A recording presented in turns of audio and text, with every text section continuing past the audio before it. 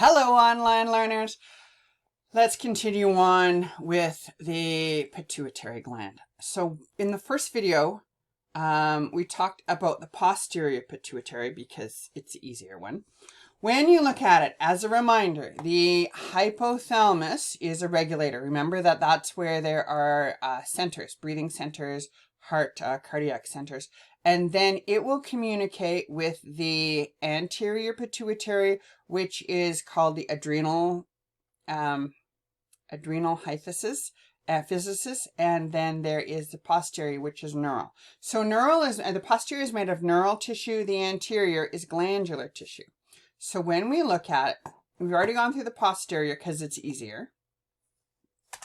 Let's now look at the anterior. With the anterior, the hypothalamus communicates with the anterior through hormones, and usually releasing hormones. And we'll look briefly just so you get a general idea of the names of them.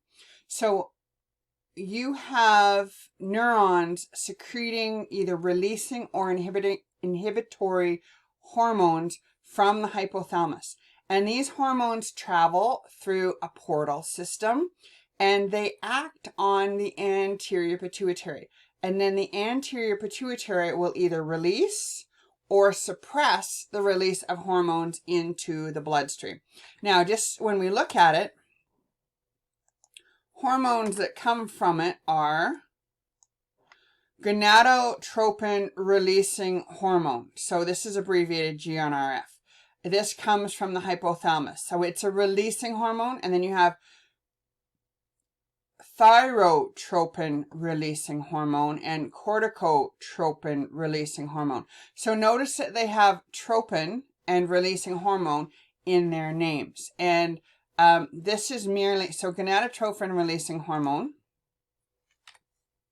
we'll talk about a little bit more when we talk about the feedback loop. A little bit now, but more in the reproduction unit. It's releasing hormone. That's it. So gonadotropin is GnR, okay? Gonadotropin releasing hormone. This is thyroid releasing hormone. And then you have cortico, so that's going to affect the cortex. The thyro acts on the thyroid. And then gonado will eventually act on the gonad. But notice that this is the hypothalamus, so all of these act on the pituitary, the anterior pituitary. You got prolactin releasing, and then you have prolactin inhibiting. You also have growth hormone releasing, okay? So anytime you see the word releasing or inhibiting, it's a hypothalamus one. Now, the easiest way, we did the posterior pituitary. Let me pause. The hormones of the pituitary, the posterior pituitary, are best summarized in this diagram. It's in your textbook. I'm not sure exactly what page it is. But this is good to visualize because there's so many. The anterior pituitary is seen as the master gland because it affects so many.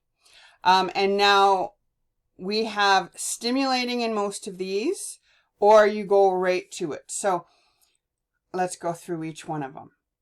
The thyroid stimulating hormone will do as it says, stimulate the thyroid. And then after it stimulates the thyroid will then release another hormone.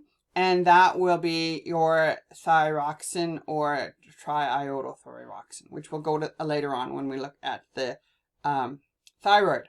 Then you have prolactin. Pro means before. Lactin is like lactate, which is milk. So prolactin will stimulate milk production from the male or from the mammary glands. Okay. Then if we go down just a wee bit here, you have another one this is a big one, but if you abbreviate it and if you break it down, adrenocorticotrophic hormone. Adrenal is from the adrenal gland. Cortico means cortex trophic hormone. So this will stimulate the adrenal cortex to secrete corticosteroids. And corticosteroids have the word cortico in it. And again, we'll look at that at another level. Okay? Then if we go to growth hormone, if you think about it in terms of what's going to grow, you're going to synthesize lipids and carbohydrate and create bone and skeletal growth. Then luteinizing hormone is a gonadotrophin. It stimulates ovulation. And then ovulation will stimulate estrogen and progesterone. Then follicle stimulating hormone will stimulate the gonads, either to produce eggs or to produce sperm. Now, this is one layer, and then each one of these organs at the bottom, except for the mammary gland, will go and secrete another layer. So let's go back to our hormone summary table. And in our hormone summary table, let's put our posterior pituitary. Sorry, our anterior pituitary. Okay, so, and that actually, we've got a couple that come back from a couple here. So let's just copy and paste this just to make it a little easier. And then let's give me a few more tables.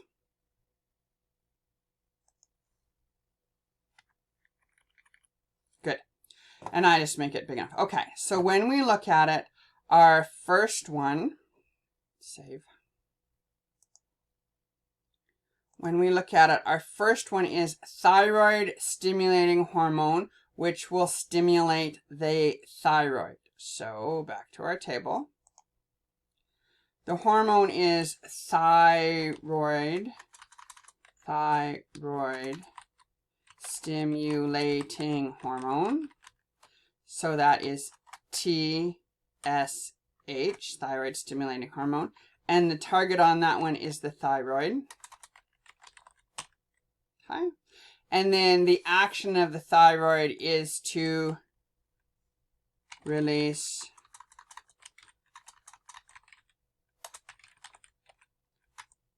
thyroid hormones.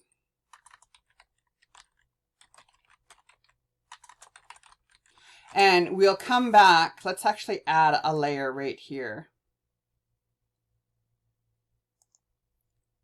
Oops, not there. We want one above. Insert table above. And then here we will put our thyroid hormones. Sorry, let's put it right here. Thyroid hormones. And then we will look at our thyroid hormones when we come back to that level. Okay? Good. So that's our thyroid hormone. The next one was, I think it was prolactin, if I remember correctly. Yeah, prolactin. Prolactin stimulates mammary glands to produce milk. Back to the table. Prolactin stimulates mammary glands to produce milk. Okay? Good. Produce milk. Come on, spell check. And save it so I don't crash. Okay, next one, let's look at it. The adrenal corticotrophic hormone. And it will affect the adrenal gland. So, let's go back here. Adrenal cortico stimulating hormone. So that is adrenal cortico. I'm having a blank. ACTH. Oh, adrenal corticotropic. Sorry, I got a tropic. I knew something was wrong. ACTH. Adrenal cortico. And it comes from the anterior pituitary. It's going to stimulate the adrenal cortex. And that will release corticosteroids. which are basically things from the cortex. Now, we're going to add another layer above there, because later on, we are going to look at the adrenal cortex.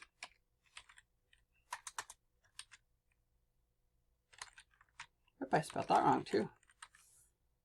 Adrenal cortex. Okay, and then we will look at what the adrenal cortex produces later on. Good. Next one I think was growth hormone.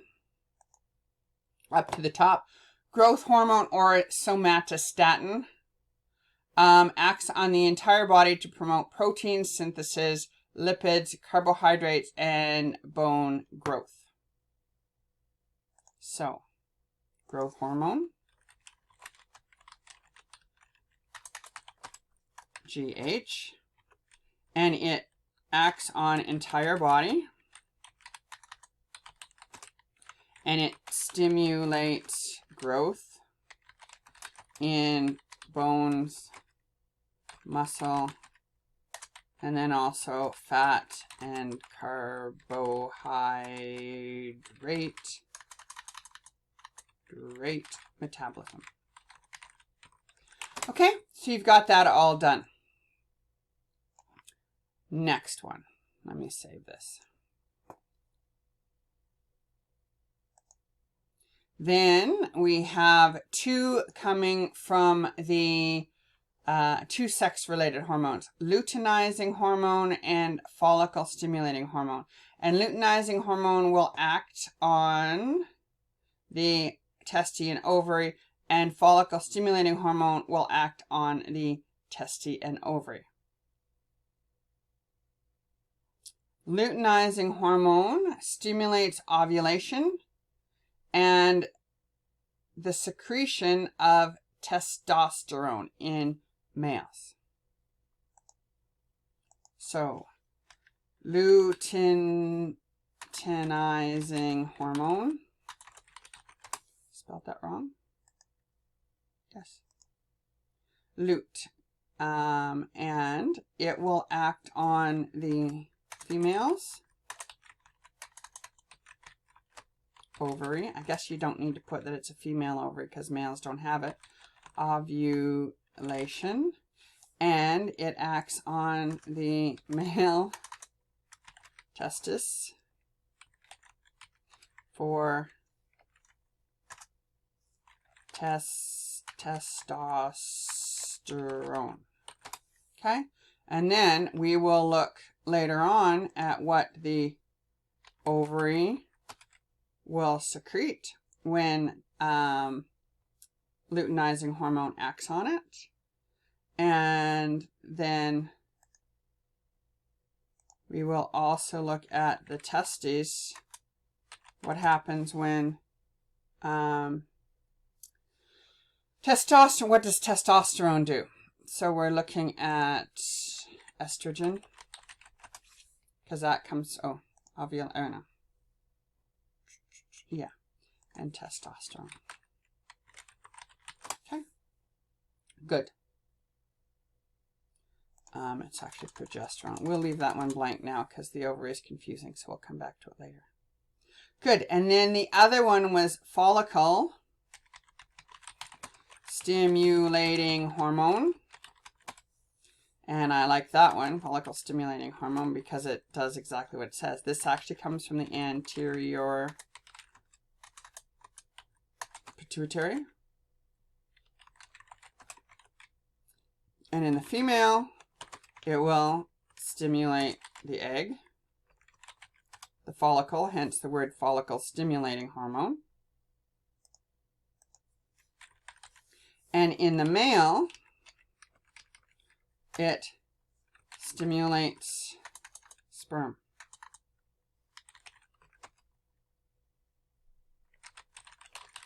Okay, and we'll go into these in a little more detail in the reproductive unit because it's actually a lot more confusing in that.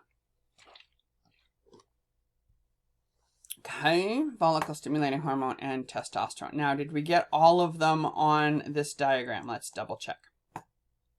1, 2, 3, 4, 5, 6. There's 6 of them. Okay. Good. Tropic.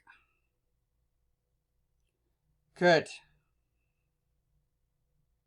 Now, it says here all the other hormones that come from the hypothalamus.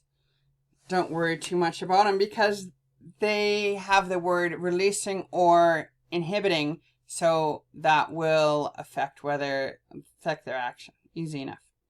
Okay, so that is looking, here's a lovely little table just like the one we made. Good for us. Great. When we're looking at hormones, this is where the negative feedback loop is very important and very obvious. So here is our hypothalamus at the top, our anterior pituitary. Then we're going to go clockwise on the green arrows. So on the green arrows, thyroid releasing hormone will stimulate the anterior pituitary to release thyroid stimulating hormone. Thyroid stimulating hormone will stimulate the thyroid to release thyroid hormones. Then the thyroid hormones, if we keep going all the way around to here, the thyroid hormones will then stimulate metabolism, which increase warmth in the body. Then if you get warm, it will then go back by the orange one, and eventually it will decrease the amount of thyroid releasing hormone. So it all goes back. I really don't like this warm cold example because it's too simplified. But anyway, what I want you to realize is there is this loop. So if you are lacking something, the hormone is turned on, and then once you have enough of whatever it is, it will go back to the very beginning and turn it off. And it is a negative feedback loop. And it's a loop. So make sure whenever you're talking about negative feedback, you complete the loop. Okay?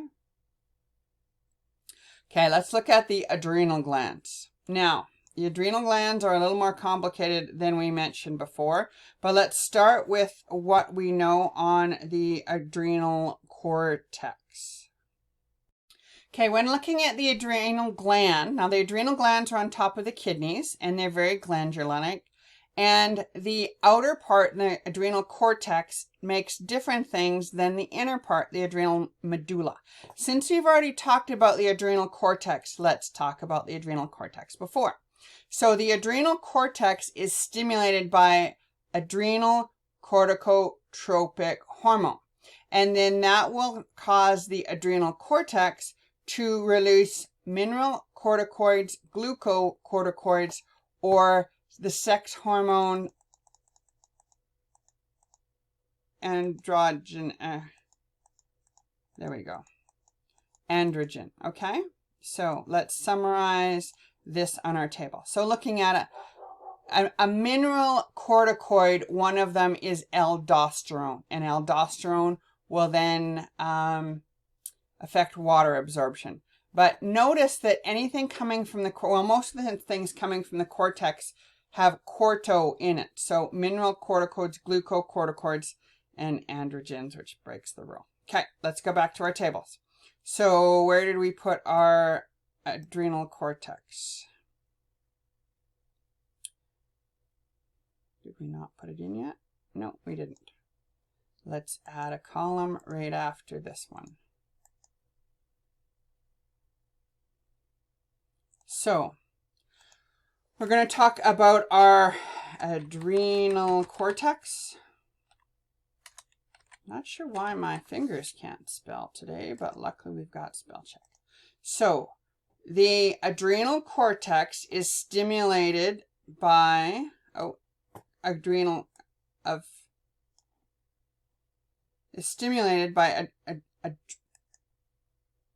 corticotropic hormone. Good. The first one we're going to look at is mineral corticoids. Mineral corticoids come from the adrenal. The target, and this one is aldosterone. Let's put it here because it's a similar one. Aldosterone. Aldosterone will target the kidney, and it will increase water absorption. Okay, and we'll go into more detail there later. So that's one. Oh, we have 3 of them, so we need to insert more. Insert below, and then if we F4, we just repeat it. Okay. And let's put a couple more in there because we'll have to talk about the medulla. Okay, so that is the mineralocorticoids. The other one is glucocorticoids.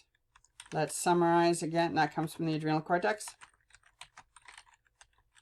And let's summarize again what it does. Glucocorticoid, the principal glucocorticoid is cortisol. It helps the body adapt to stress, repair tissues, stimulating fat breakdown and protein, converting fat to glucose. Has an anti-inflammatory effect, suppresses immune system, essential for maintaining blood pressure. Okay, let's summarize that. So our glucocorticoid, the main one is cortisol. And it affects, a lot of things, didn't it?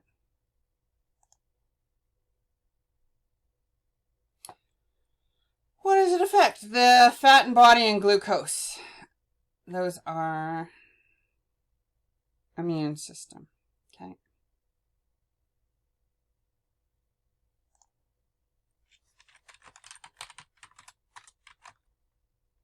Let's just say body cells to break down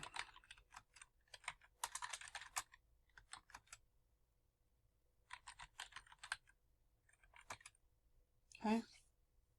And so corticoids, cortisol, and it also decreases inflammation. This is why if you have, you might get a corticoid shot if you have inflammation in your ankles or in your knees. Okay, the third one was androgens. And androgen comes from the cortex. Getting scared by all these hormones yet? It's a lot of memory work.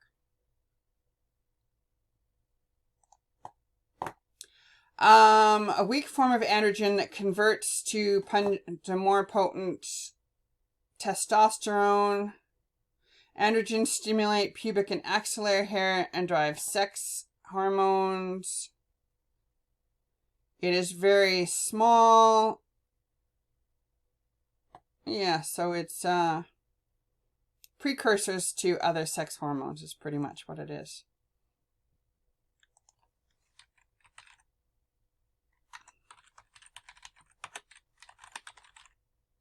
Precursor to other sex hormones. And this is why some females have precursor. Females have testosterone in them, and testosterone has, or males have some estrogen in them, and that's because of the androgens here. The body will convert them to the opposite sex hormone. It's not noticeable until old ladies get beards because the estrogen is decreased in their body, so the testosterone will take over. Same thing is similar with men. They'll get man boobs because of the estrogen from their androgens once their testosterone level decreases. Okay, very confusing cortex. So let's summarize again. Adrenal cortex has words that have cortico in it. Mineralocorticoids, glucocorticoids. Well, an androgen doesn't have a corticoid in it. Okay, we're done. The cortex. Let's now look at the medulla.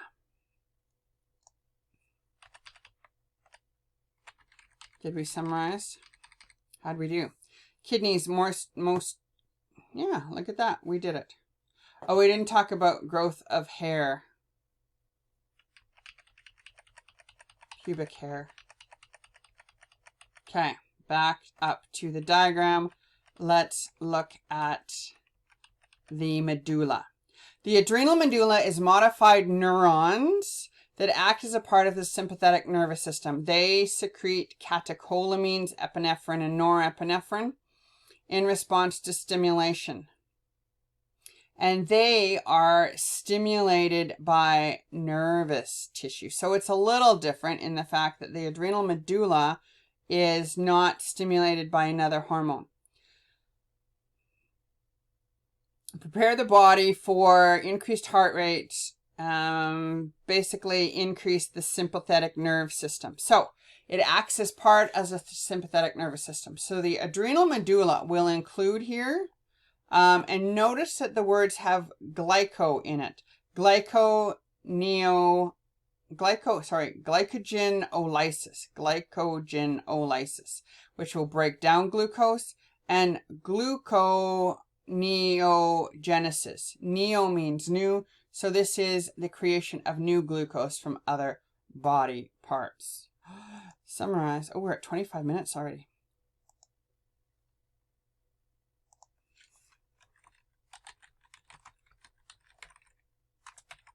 So these are our catecholamines. And this is epinephrine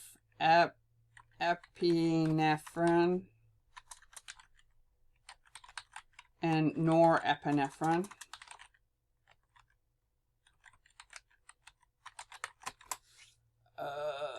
Spell check just is not working for me today. Okay. And they will act on tissues to basically release, let's just say, sympathetic nervous system. So that's basically going to increase the nervous, increase the nervous tissue. Sorry, let's try that again. Increase the sympathetic nervous response. Good. This is turning into a really gross table. Good. Now we're done the medulla, or sorry, the adrenal gland.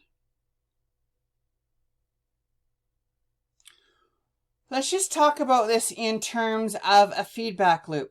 So when we have the hypothalamus, the pituitary, and the adrenal axis, if you are if you're scared or in a stressful event, the amygdala, remember, which monitors fear and emotions, will be triggered.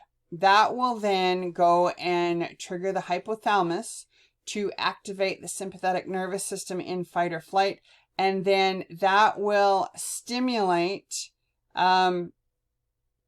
cortical-releasing hormone, which will then release the adrenal cortex, which will release cortisol. So see how that is a feedback loop. Well, I guess that one doesn't actually loop, but it's an axis because one affects the other. When we look at the pineal gland is not affected by the hypothalamus, so it's kind of separate. The pineal gland will produce melatonin in the absence of sunlight. So you need to have darkness, and then melatonin will trigger sleepiness. So ideally, you have darkness, darkness triggers sleepiness. And it is important that you have a dark situation. So this is why you should shut off all your electronics or turn them away so you can't see them when you sleep. Okay, summary, pineal gland. Down here. So we have melatonin from the pineal gland, and that will affect the wake-sleep cycle. Okay. Which produces sleep. Good.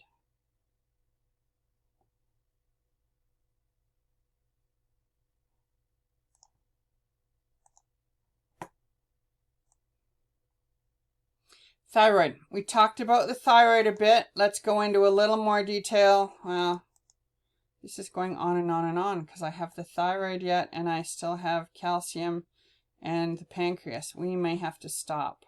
Let's stop here and I'll come back to the rest of them because we're already at 30 minutes and you're probably a little overwhelmed. So stop time.